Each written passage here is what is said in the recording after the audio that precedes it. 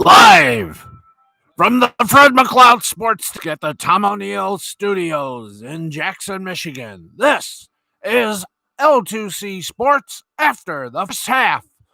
A recap of all the 1 p.m. NFL games in a strange week 4. I'm Harry Von Stuttgart, and here's your host, Steve the Baxman Baxley. Hi there. Hey, everybody. Welcome. Again, we are a tad late, but again, not all the games have ended. And I must remind our management that we are live.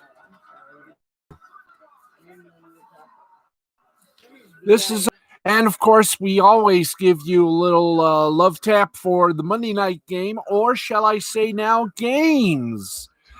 And from what we understand, Bristol, Connecticut, not very happy about that, playing very gingerly. But right now, let's you and I go down the path of fun, thrills, and merriment. That's right, it's time to recap the 1 p.m. games. Some of them aren't even done yet. Would you like to know what games aren't done yet and what are? Well, I'm here to tell you. We got it, and Lions and Saints. And how close is it? It's a 6-point game. That's close. But the Saints have the ball and the opportunity. So, this could be the, it is the final game for the Lions. They have a week 5 bye. But how can I say this? 3:42 left to play. Browns, Cowboys on Fox. The Browns lead the Cowboys by 3, 41-38. 2:40 left to play in the fourth. The Chargers were ahead, but now Tommy Buccaneer just brought him back alive. The Bucs 38. The Chargers 31. And did the Lions curse hit the Cardinals already? You better believe it. Minute 15 remaining in the fourth quarter. Game on Fox. The Panthers 31, Cardinals 21. Minute 36 seconds left to play in the game on Fox. Seattle and the Dolphins. Seattle leads 31-23. We are taking a live look right now. At least I am taking a live look. Right now, it is, we're going to say it is over. Lions have no timeouts left. So this game is over by proxy. Saints give Lions their third loss. They beat them 35-29 after Lions had a 14-0 lead in the first. And there you go. This game is all but done. 35-29. Oh, is Mike Valenti going to have fun on Monday? I can't wait. Another fourth quarter score to give you. Jaguars, with a minute 46 left on a game on CBS, are down 11 to the Bengals, 33-22. Final scores, Vikings over the Texans, 31-23.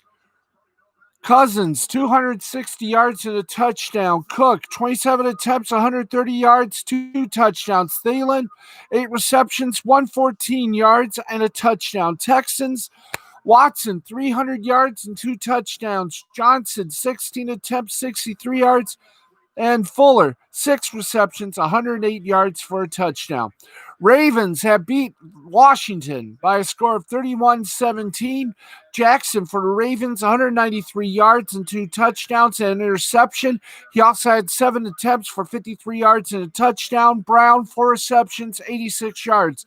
Washington, Haskins, 314 yards. Gibson, 13 attempts, 46 yards and a touchdown. And McLaurin, with 10 receptions, 118 yards. Ladies and gentlemen, that's your 2 finals. It is now a final, as we just said. Lions lose a heartbreaker. Saints 35, Lions 29. Drew Brees 246 yards, 2 touchdowns, and interception. Kamara 19 attempts, 83 yards, and a touchdown. Sanders 6 receptions, 93 yards for the Lions. Stafford, 206 yards, 3 touchdowns, and interception. Peterson, 11 attempts, 36 yards, and a touchdown. His first as a Lion, I do believe.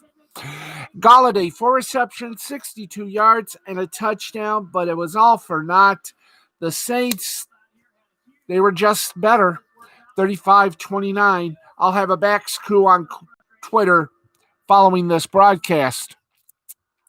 Mike Valenti's going to have such a fun time tomorrow on 97.1 The Ticket. You'll be able to hear it. 97.1 WXYT-FM on regular radio. On the internet, 971theticket.com. There you can see the Mike Valenti and Rico show. Of course, if you're on Twitter, not Twitter, if you're on Twitch, you'll be able to watch the video feed. Seahawks, it's now final. Seahawks 31, Dolphins 23. Wilson, 360 yards, 2 touchdowns, and interception. Carson, 16 attempts, 80 yards, 2 touchdowns. Metcalf, 4 receptions, 106 yards for the Dolphins. Fitzpatrick, 315 yards, 2 interceptions. He had 6 attempts, 47 yards, and a touchdown. Parker, 10 receptions, 110 yards. Final score, Panthers beat the Cardinals 31-21. Murray, 133 yards, 3 touchdowns for the Cardinals. He also had 6 attempts, 78 yards. And Hopkins, 7 receptions, 41 yards.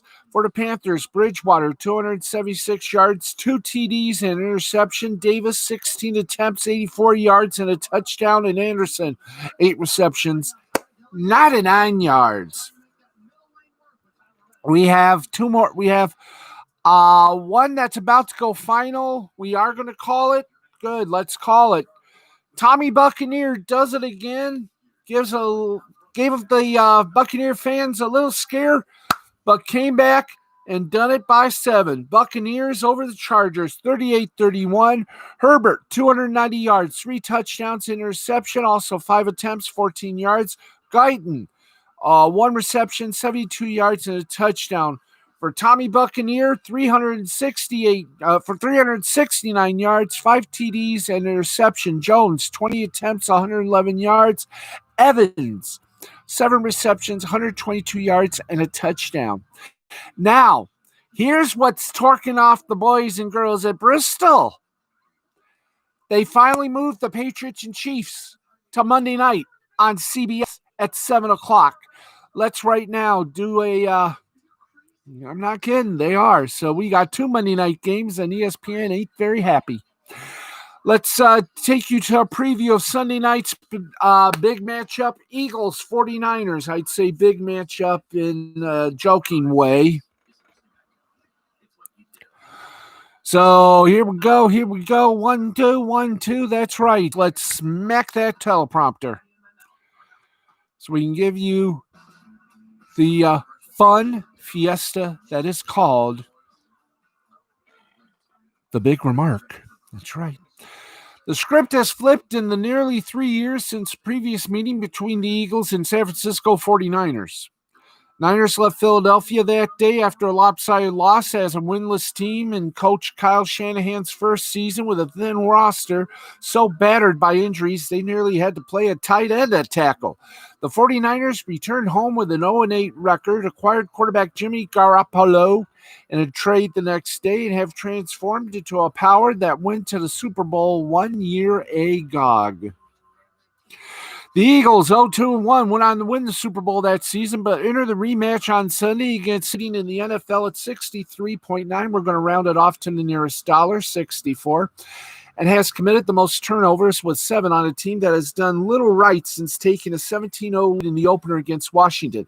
They lost that game 27-17, were beaten handily by the Rams the next weekend, and they tied Cincinnati last week for the team's worst start since going 0-4 in 1999. Wow. That was 49ers situation after losing 33-10 to the Eagles on October 29th. 2017 to fall to 0-8 that season. They lost a half dozen players to injuries that game, which almost forced tight end Garrett Kellick to play tackle. Niners have dealt with similar spate of injuries this season with Garoppolo, all-pro tight end George Kittle, star cornerback Richard Sherman, 2019 Defensive Rookie of the Year Nick Bosa, runner Raheem Mostert, and number one receiver Deebo Samuel among the key players to miss time this season. Kittle and Samuel will be back this week, while Garoppolo will miss a second straight game, but the 49ers have shown they have the depth to handle it, following back-to-back lopsided wins over the Jets and Giants with shorthanded rosters. Now, Shanahan isn't focused on Wentz's early season struggles and have included poor decisions and bad accuracy that have led to far more mistakes than usual for a player who was in MVP contention 3 years ago. Shanahan figures it's only a matter of time until that player returns. Meanwhile, Philadelphia's Miles Standish, yeah, that's a good idea. Miles Sanders has 190 yards rushing in 2 games, averaging 5 yards per carry. But he only ran the ball 3 times out of 15 offensive plays in overtime against Cincinnati.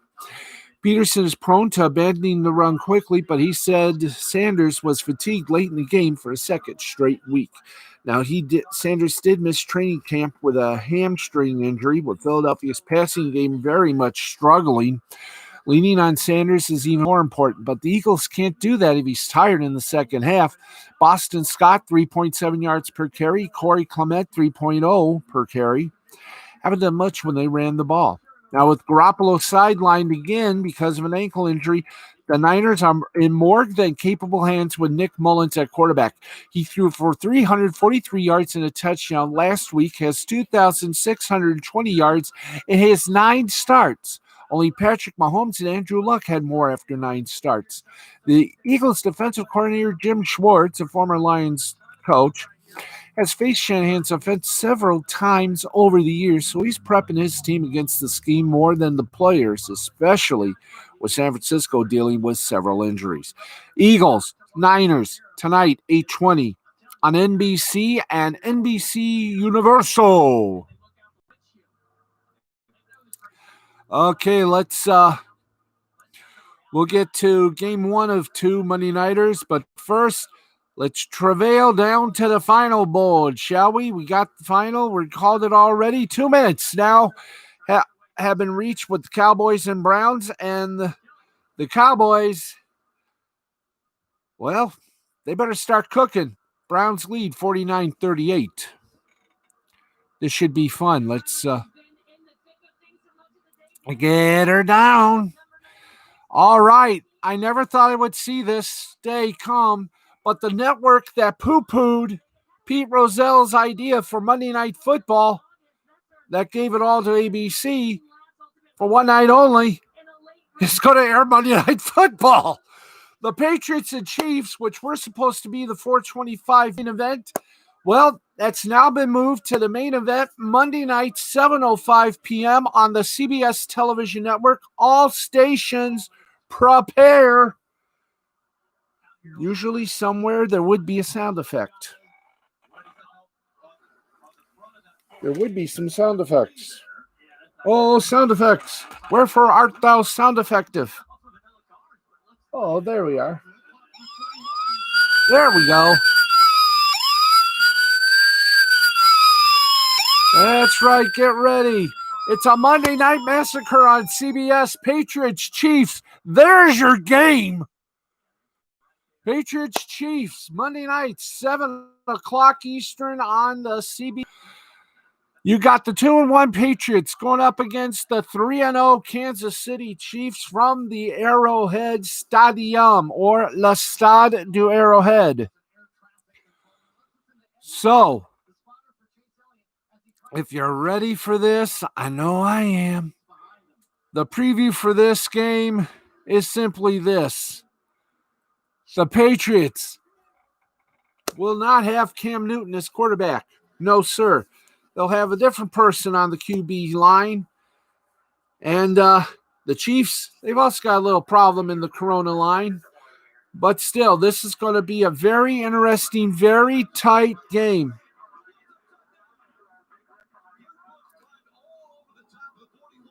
Ooh.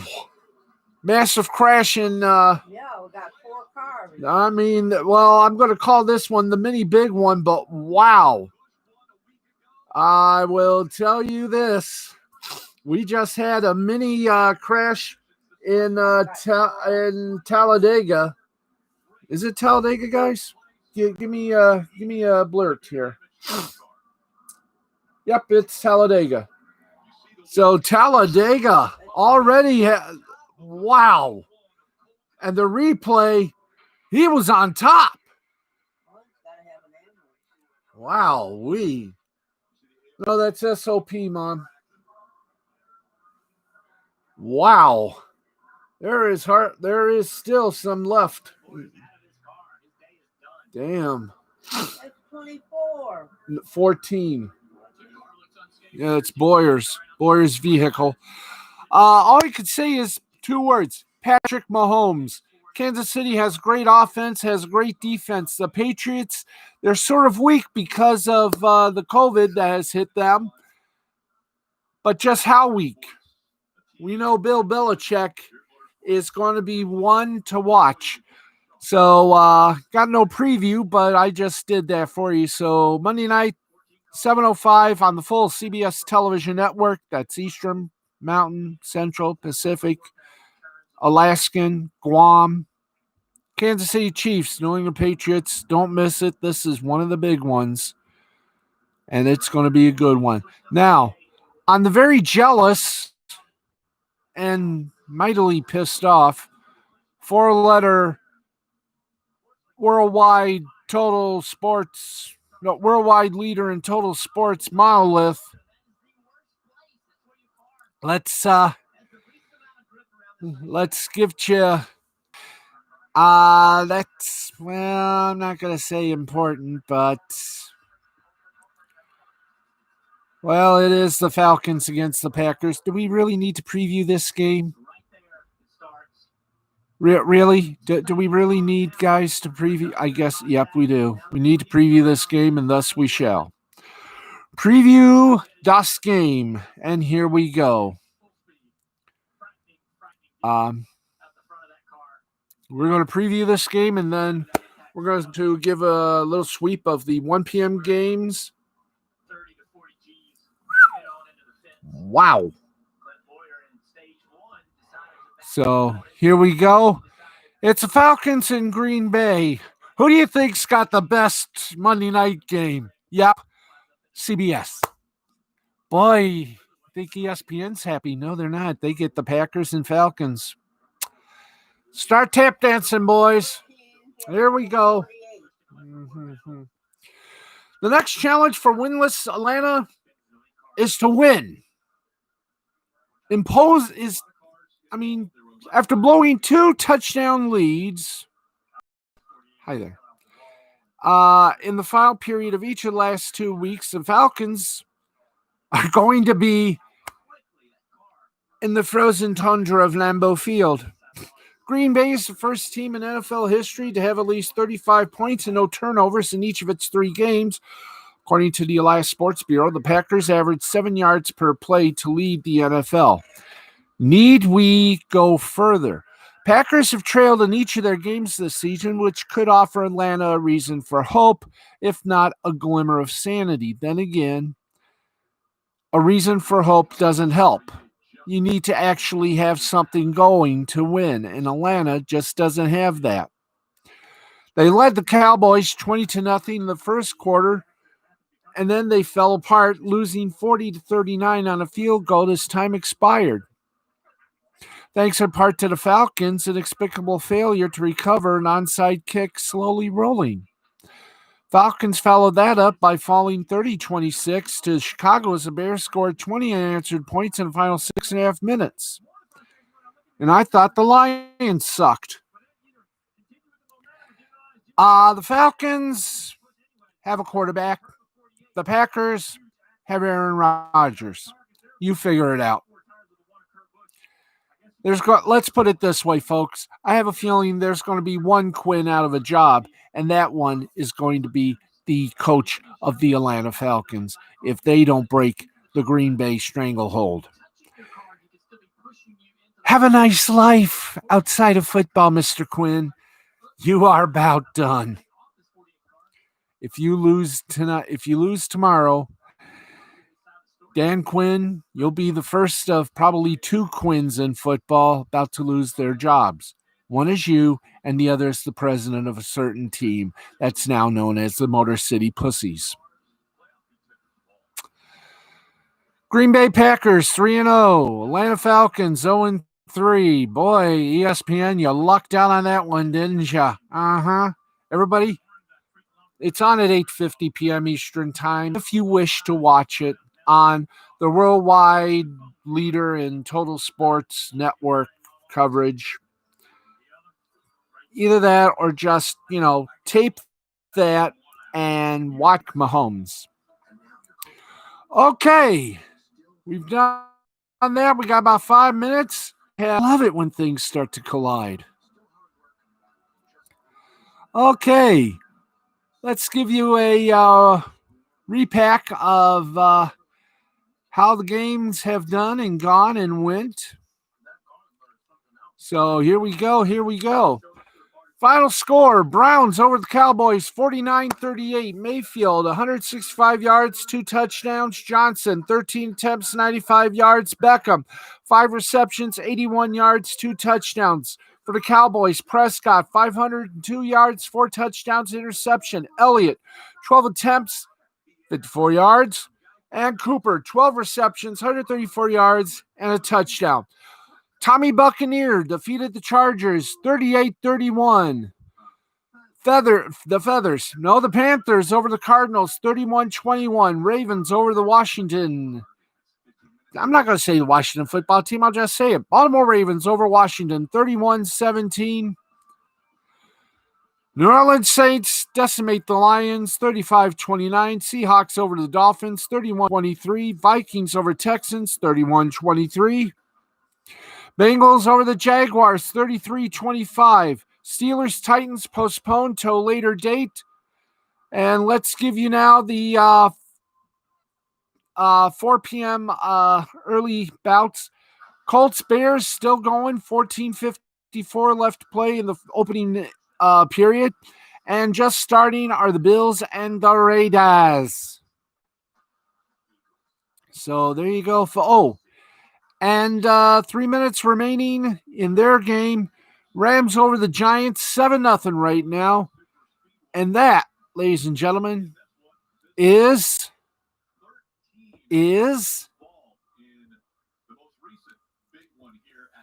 what's happening after the first half. The 1 p.m. games, they are all now said and done. Now it's the 4:05 and 4:25 games and Sunday night football.